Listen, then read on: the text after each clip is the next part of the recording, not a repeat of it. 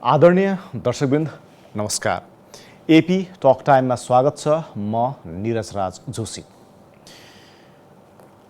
प्रत्येक वर्ष सरकारले भर्ना अभियानकै क्रममा विद्यार्थीहरूको हातमा पाठ्यपुस्तक पुर्याउने योजना बनाएको हुन्छ, तर व्यवहारमा त्यो योजना कार्यान्वयन भएको देखिँदैन।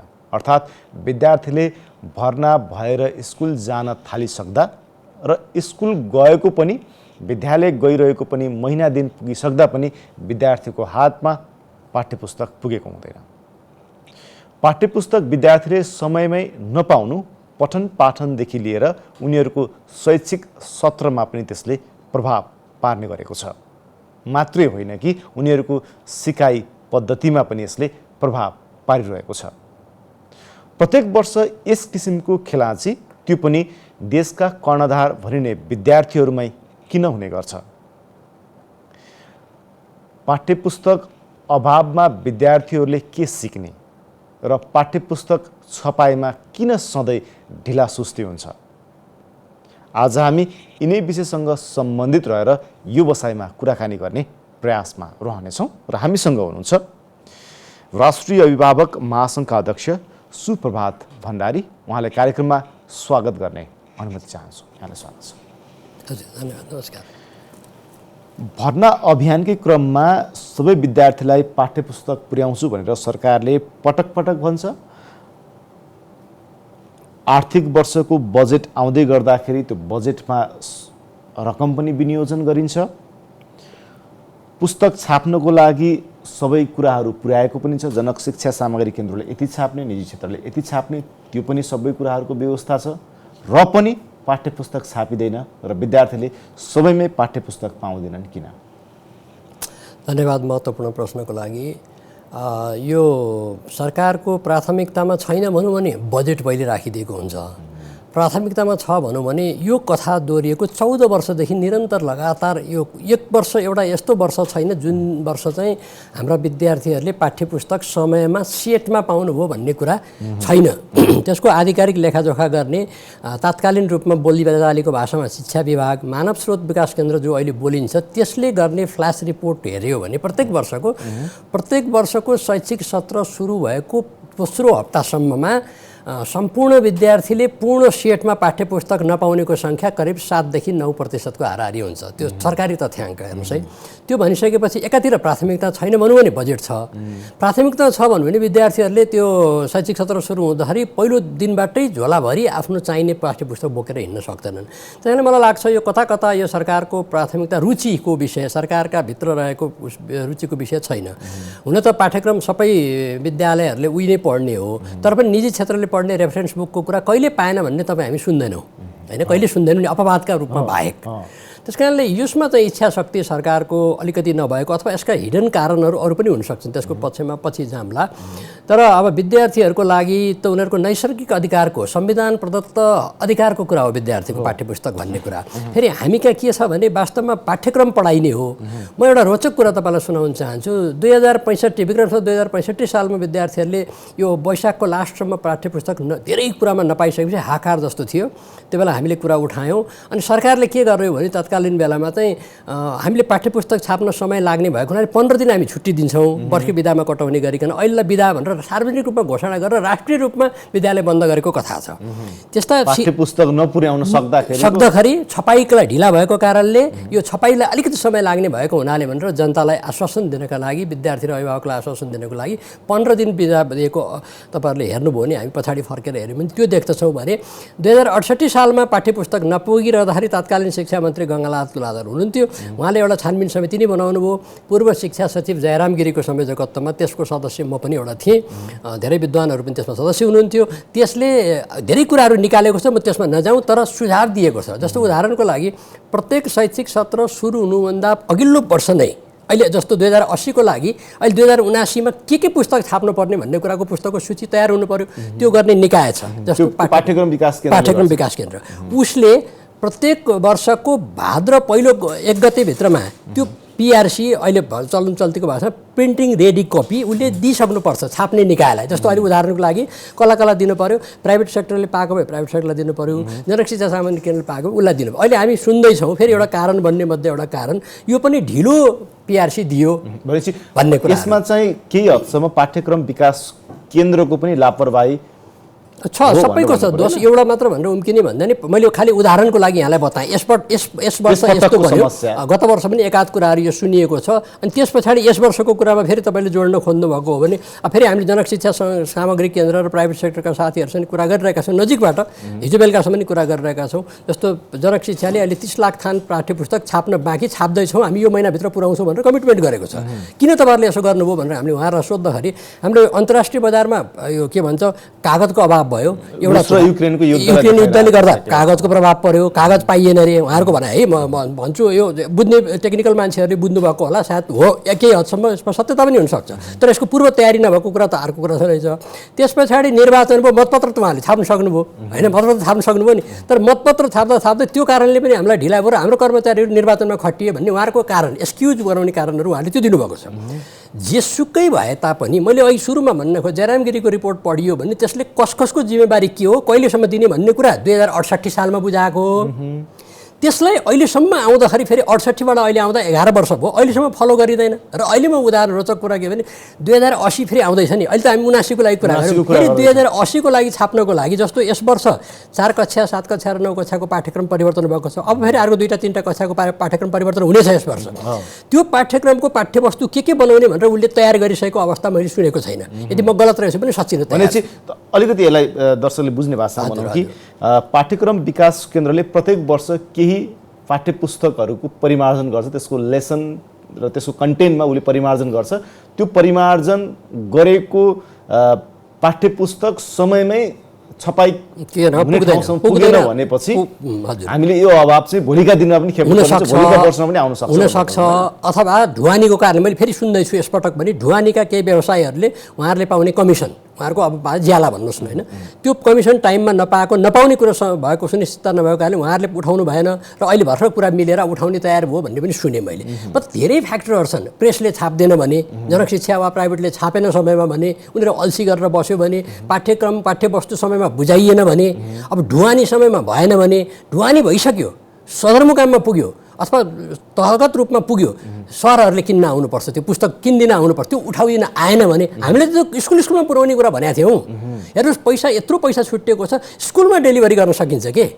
यो गर्ने सिस्टममा गएनौँ हामी, खालि पुरातन शैलीमा बस्यौँ र यो कुरा गऱ्यौँ। अनि त्यो कुरामा चाहिँ हाम्रा विद्यार्थीहरू प्रायोरिटीमा परेनन् भन्ने कुरा चाहिँ हामीले गर्ने कुरा चाहिँ मूल कुरा चाहिँ डेलिभरीको कुरा हो। तालुकदार मन्त्रालय होस् या सरकारवाला निकायहरू उनीहरू चाहिँ वर्षभरि के कानमा तेल हालेर बस्छन्? बिल्कुल त्यही देखियो नि त। अब तपाईँले त्यो तेलै भन्ने शब्द प्रयोग यस्तै प्रकारले उहाँहरूको शिथिलता देखिन्छ, उहाँहरूको रुचि देखिएन। प्राथमिकताको विषय भनिहाल्यो, प्राथमिकता छैन भने सरकारले बजेट हालेको कुरा प्राथमिकता छैन भनेर कसैले भन्यो भने हामी जवाफ दिन सक्दैनौँ। तर त्यो त नियमित प्रक्रिया अन्तर्गत सरकारले बजेट राखिदिन्छ, तर त्यो नियमित प्रक्रिया अन्तर्गत राखेको बजेट अनुसारको काम चाहिँ भयो कि भएन भन्ने कुराको अनुमोदन र त्यसको मूल्याङ्कन चाहिँ तालुकदार मन्त्रालय होस् या मन्त्री हुन् या अरू सरकारवाला निकायहरूले चाहिँ गर्दैनन्। त्यसै कुरा गरेर जनक शिक्षा सामग्री केन्द्रको बोर्ड हुन्छ, त्यसको अध्यक्ष स्वयं शिक्षा सचिव हुनुहुन्छ, त्यहाँ स्वयं पाठ्यक्रम विकास केन्द्र र तत्कालीन शिक्षा विभाग अहिले मानव स्रोत विकास केन्द्रको कार्यकारी निर्देशकहरू त्यसको बोर्डको मेम्बर हुन्छ। उनीहरूलाई राम्रोसँग थाहा छ नि त्यो कुराहरू। मैले तपाईँ उदाहरणको लागि मात्र अहिले पुरा कहाँ समस्या आउँछ, भोलिको दिनमा यो अभाव हुनसक्छ, फेरि विद्यार्थीहरूले अभिभावकहरू चाहिँ पुस्तक पाइएन भनेर अप्ठ्यारो स्थिति आउन सक्छ भन्ने कुराको त उनीहरूलाई त अवगत छन् नि त विगतका वर्षहरूको। र पनि यही कुरा दोहोऱ्याउनु भनेको त कतै न कतै नियतमा केही न केही शङ्का गर्ने ठाउँ रहन्छ। त्यो गर्ने ठाउँ रह्यो, हामी लज्जाबोध हुनुपर्छ, यो हाम्रो नालायकीपन हो। हामीले विद्यार्थीहरूलाई चाहिँ यो कुरा गरेनौँ, जसरी हामी भर्नाको लागि बोलाउँछौँ, आउनुहोस् भर्ना हुन आउनुहोस्। कतिपय विद्यार्थी त त्यो किताबको लोभ र रहरले पनि आउनुहुन्छ कि नयाँ नयाँ किताब देखेर हेर्नुहोस् है, आकर्षण हुन्छ नि बच्चा। गाता हाल्ने होइन, अलिकति पढ्ने त्यो रमाइलो हुन्छ नि, त्यो रमाइलो चिज एकचोटि हेर्नलाई पछि गएर बोरिङ भए पनि सुरुका दिनहरूमा त्यो आनन्द लाग्छ नि हामीलाई होइन। त्यो बच्चाहरूले त्यो फिल गरिरहेको हुनुहुन्छ। अनि त्यो नपाइसकेपछि धेरै लामो समय किताब पाएन झर्को लाग्दो हो। फेरि हामी शिक्षण सिकाइ किताबमा केन्द्रित छ के। जस्तो मैले भने नि अस्ति 15 दिन स्कुल 65 सालमा बिदा दिएको त पठाउने त पाठ्यक्रम हो नि, हाम्रो शिक्षकहरू नै तयार बनाइएको रहेछ भन्ने कुरा त्यसबाट बुझिन्छ। त्यस कारणले शिक्षण सिकाइ किताबमा केन्द्रित भएको हुनाले हामीले समयमा पाठ्यपुस्तक दिनु पर्थ्यो। फेरि हाम्रा हेर्नुहोस् हिमाली जिल्लाहरूमा फागुनदेखि सुरु हुन्छ शैक्षिक सत्र, हामी बाँकी जिल्लाहरूमा मात्र हामी यो अहिले वैशाखदेखि शैक्षिक सत्र सुरु हुन्छ। यो हामीले दिनु पर्थ्यो। त्यो मानेमा त उनीहरू त त्रैमासिक इक्जाम दिनुपर्ने स्थितिमा आइसक्यो त्यो भएको छैन। त्यस कारणले दुर्भाग्य कुरा हो। हामी प्रत्येक वर्ष छलफल गरेको, मैले भने तपाईँलाई 14 वर्षदेखि लगातार यो क्रम छ भन्ने कुरा मैले भने होइन।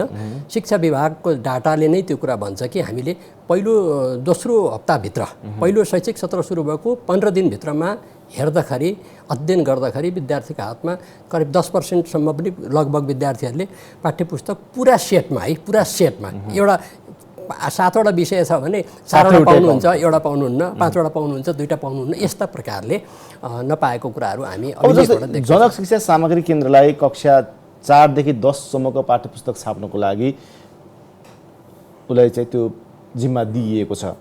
अर्कोतर्फ निजी क्षेत्रले त्योभन्दा तलको 1देखि 3 सम्मको पाठ्यपुस्तक छाप्ने निजी क्षेत्रले चाहिँ त्यो पुर्याउने देखिन्छ। तर यो जनक शिक्षामै आएर चाहिँ धेरै कुरा अड्कियो किन हुन्छ? लामो समयदेखि उहाँहरूको कुरा चाहिँ एकाधिकार पनि एक प्रकारको देखिएको कारणले पनि यो हो कि भन्ने देखिन्छ। हुन त मैले अघि पनि धेरै फ्याक्टरहरूले काम गर्यो। सबभन्दा ठुलो कुरो चाहिँ हाम्रो मेकानिजम चाहिँ को इच्छा शक्ति भनौँ अथवा एउटा सिस्टमको फेलियर भनौँ त्यो कुरा छ। अर्को कुरा रिवार्ड एन्ड पनिसमेन्ट के। जस्तो गत वर्ष पाठ्यपुस्तक पुग्यो कि पुगेन भनेर एउटा इभ्यालुएसन गरेर पुगेको छ भनेदेखि स्याबासी भन्ने, नपुगेको भए कसको गैर जिम्मेवारी मैले पुगेन त्यसलाई कारवाही गर्ने त हुनु पर्थ्यो नि त। तल भत्ता त सरकारी तल भत्ता खाएर बस्नुभएको कर्मचारीहरू हुनु पदाधिकारी हुनुहुन्छ, म उहाँहरूलाई स्यालुट गर्न चाहन्छु। काम राम्रो गर्ने कर्मचारीहरू पनि हुनुहुन्छ होला। तर जसले गर्नु भएन, जसको जिम्मेवारी थियो उहाँहरूले गर्नु भएन भने हामीले कहिले त्यसलाई मूल्याङ्कन गरेर राम्रो पनि भनेनौँ, नगर्दै बाबत हामी पनि छलफल गर्छौँ, नराम्रो पनि कहिले भनेनौँ कि। तपाईँ र मैले मात्र नराम्रो भन्ने भन्दा नि सिस्टमले यो तपाईँले यहाँनिर त्रुटि गर्नुभएको थियो, तपाईँ जिम्मेवारीमा बस्नु सुहाएन, तपाईँको लागि नसिहत यो हुन्छ भनेर त गरिदिनु पऱ्यो नि। एकातर्फ निजी क्षेत्रले छाप्ने पुस्तकको जुन 1 देखि 3 सम्मको छ, अर्कोतर्फ जुन बोर्डिङ स्कुलहरूको छ तिनीहरूको शिक्षक चाहिँ धमाधम पाठ्यपुस्तक चाहिँ धमाधम पाइने स्थिति छ। ती बोर्डिङ स्कुलहरूमा पढाइने नेपाली पुस्तक चाहिँ फेरि पाइँदैन। त्यो पाठ्यक्रम विकास केन्द्रले छाप्ने किताब बोर्डिङ स्कुलमा पढ्ने विद्यार्थीको अनुपात र करिब सरकारी स्कुलमा या सामुदायिक स्कुलमा पढ्ने विद्यार्थीको अनुपात करिब उस्तै हुन आउँछ होला सायद 30% र 70% तलमाथि 30% पुग्यो। त्यो विद्यार्थी त्यो बोर्डिङ स्कुलको विद्यार्थीले समयमै पुस्तक पाउने त सरकारले अघि तपाईँले भने जस्तै बजेट समयमै विनियोजन गर्दैछ। 1 वर्ष अगाडि यति पुस्तक छाप्नुपर्छ भनेर त्यो पनि एक किसिमको क्यालकुलेसन छ, त्यो तथ्याङ्क छ। त्यसका बावजुद पनि हामी पुस्तक पाउँदैनौँ। यो तारतम्य कतै बोर्डिङ स्कुलको तिनीहरू बिचमा एक किसिमको साँठगाँठ हो कि या शिक्षा मन्त्रालयले त्यस किसिमको अनुगमन गर्न सक्दैन कि त्यहाँ बसेका तालुकदार व्यक्तिहरू त्यसमा साँठगाँठमा छन् कि जनक शिक्षा सामग्री केन्द्रले बहाना बनाउने, अब निर्वाचनको बहाना बन्यो, अहिले आएर यो रुस युक्रेनको युद्धको बहाना बन्यो, यी कुराहरूलाई हामीले कसरी हेर्ने? त्यो त यस वर्षको बहाना भन्यौँ व्यवस्थापकीय त्रुटि हो यो होइन, व्यवस्थापनको अक्षमताको कुराहरू हो। को इन्भल्भ हुन्छ त्यसभित्र त्यो मान्छेको कुरा हो। अब प्राइभेट सेक्टरको म्यानेजमेन्ट चाहिँ पर्फेक्ट जस्तो देखिन खोज्यो, गभर्मेन्ट सेक्टरको म्यानेजमेन्ट अलिक फेलियर जस्तो देख्न खोज्यो। स्पष्ट भाषामा भन्नुपर्दाखेरि कसैलाई किन भन्दाखेरि तपाईँले नै भनिरहनु हुँदाखेरि हाम्रो कुराकानीको दरमियानमा नि त्यही देखिन्छ कि प्राइभेट सेक्टरको किताब अभाव भयो भनेर हामीले अपवादको रूपमा सुन्नुपर्ने, अनि गभर्मेन्ट सेक्टरको किताब चाहिँ गभर्मेन्टले छाप्नुपर्ने किताब चाहिँ कहिले पनि पुग्दैन भनेर फेरि हामी कुरा गरिरहनु पर्ने भन्दाखेरि यसैबाट देखिन्छ कि हाम्रो व्यवस्थापकीय क्षमताहरू चुस्त दुरुस्त छैन। हामी प्रतिस्पर्धामा जान सक्नु पऱ्यो कि आजको युग त प्रतिस्पर्धी युग हो। एक त पुस्तक भनेको संविधान प्रदत्त अधिकार पढ्नेसँग जोडिन्छ, बाल अधिकारसँग जोडिन्छ। दोस्रो कुरो त्यो राज्यको कर्तव्य पनि हो। राज्य कर्तव्यबाट च्युत भइरह्यो भने राज्य भनेको त अमुक चिज होइन, त्यहाँभित्र बस्ने सिस्टम छ, सरकारहरू छन् नि त, त्यो सरकारहरू हुनु पर्यो। त्यो सरकारहरूको जिम्मेवारी बोध नभउँदाखेरि यो समस्या आउने हुनाले मलाई लाग्छ व्यवस्थापकीय क्षमताको त्रुटि अक्षमताको कारणबाट उब्जेका कुरा हुन्। अब स्पष्ट भन्नुपर्दा प्राइभेटको म्यानेजमेन्ट राम्रो जस्तो देखियो, गभर्मेन्टको म्यानेजमेन्ट चाहिँ फेलियर जस्तो देखियो। हामीले यसरी नसुधार्ने हो भने प्राइभेट र गभर्मेन्टको बिचमा पनि स्वस्थ प्रतिस्पर्धा हुनु जरुरी छ। विगतकै हामीले स्थितिलाई हामीले अहिले यहाँनिर तानेर ल्यायौँ भनेपछि जस्तै हामीले कुरा गऱ्यौँ कि 30 लाख पुस्तक छपाईको क्रममा रहेका छन्। ती पुस्तक छापिनलाई 1 महिनाको समयावधि लाग्छ भनेर जनक शिक्षा सामग्री केन्द्रले भनिरहेको स्थिति छ। त्यो 1 महिनापछि त्यसलाई ढुवानी गर्नु पर्यो अनि विद्यालयसम्म पुग्नु पर्यो, विद्यार्थीले पढ्न पाउँदाखेरि कति जति समय लाग्न सक्ने भयो? लाग्छ उहाँले 1 महिना लगाउनु भने 45 दिन लाग्छ, 15 दिन ढुवानीलाई समय राख्नुहोस्, जस्तै फास्ट ट्र्याकबाट गऱ्यो भने पनि होइन। अब अहिले उहाँहरूको भनाइअनुसार यो महिनाको अन्त्य भनेको यो जेठ महिनाको अन्त्यसम्म पुस्तक छपाई गर्छु भन्नुभयो हुनाले अर्को असारको 10 वा 15 गते, उहाँहरूको कुरा चाहिँ असारको 10 गतेसम्म भन्ने सुनेको छु मैले, डेलिभरी गर्ने होइन, त्यो पुर्याउने ठाउँ ठाउँमा पुर्याउने चाहिँ। तर 10 गते पुगिसकेपछि फेरि आउनु पऱ्यो नि त लिनलाई, लिन आउने त सहर बजारमा त सजिलो होला। हेर्नुहोस् हाम्रो देश विभक्त भएको गाउँ पहाडमा विभक्त छ, 2-3 दिनका दूरीबाट स्कुलका सरहरूले त्यो सदरमुकाम छेउछाउमा आएर किताब किन्न आउनुपर्छ, उहाँहरूलाई अनुकूलता नि मिल्नुपर्छ, बर्खाको मौसम छ, त्यस कारणले त्यो कुराहरूमा 2-4 दिन फेरि तलमाथि पर्न सक्छ। हेर्नुहोस् यसले विद्यार्थीको सिकाइ र शैक्षिक जुन समय छ यसलाई कति धकेल्छ? निश्चित रूपमा यसले धकल्ने कुरा भन्दा नि शिक्षण सिकाइमा आउने कुरामा ह्रास चाहिँ आउँछ, ह्रास त आयो नि। मतलब हामी अघि मैले भनिसकेँ एउटा कुरा फेरि अनुरोध गर्न चाहन्छु तपाईँलाई, हाम्रो शिक्षण सिकाइ किताब केन्द्रित छ कि बढ्ता किताब केन्द्रित भएको हुनाले विदाउट किताब बिना चाहिँ सिक्न कम हुने भयो नि, त्यो सिक्न सक्ने क्षमता पढिरहेको पाठ चाहिँ अगाडि बढिरहेको हुन्छ कि पाठ पढाउनु बन्द गरेर रोक्नु पऱ्यो, त्यो रोक्यो भनेदेखि शैक्षिक क्षेत्र लम्बिने भयो। अब पढाउन त शिक्षकले जान्नुहुन्छ नि त, उहाँहरू पाठ्यक्रम थाहा हुन्छ, उहाँलाई पाठ्यक्रम पढाइदिनु भयो भने विद्यार्थीले नोट मात्र गर्ने भयो, रेफरेन्सको रूपमा घरमा गएर किताब पढ्न पाउनु भएन भनेपछि त्यसले निश्चित रूपमा शिक्षण सिकाइमा नजानिदो कुराले ह्रास चाहिँ आइरहेको हुन्छ, त्यसले नजानिदो कुराले विद्यार्थीहरूलाई सिक्ने कुरामा पछाडि धकेलिरहेको हुन्छ। अब नि सर जस्तै पछिल्लो समयमा यो संविधानले नै विद्यालय शिक्षाको अधिकार स्थानीय तहलाई दिएको छ, अब यो छपाईको काम पनि स्थानीय तहलाई दिनुपर्छ भन्दाखेरि यो कतिको व्यवहारिक हुन्छ जस्तो लाग्छ? सम्भव हुन्छ, किनभने अब बिस्तारै हामी अविश्वास गर्ने होइन। स्थानीय पहिला हामी केन्द्रीकृत शासन व्यवस्थामा थियौँ, अहिले सङ्घीय व्यवस्थामा आयो, प्रदेश सरकार छ, स्थानीय सरकार छ। स्थानीय सरकारको एकल अधिकार त विद्यालय सञ्चालनको अधिकार भइसक्यो, राज्यले पाठ्यक्रम पनि उनीहरूले निर्माण गर्न सक्छ, तर एकीकृत पाठ्यक्रमको अवधारणा र राष्ट्रिय परीक्षामा चाहिँ तपाईँको गुणस्तर कायम गर्नको लागि एउटा राष्ट्रिय रूपमा प्रारूप चाहिँ तयार हुनुपर्छ पाठ्यक्रमको। त्यो प्रारूप चाहिँ बनाइदिनुपर्छ सरकारले, सङ्घीय सरकारले भनौँ अथवा प्रदेश सरकारले।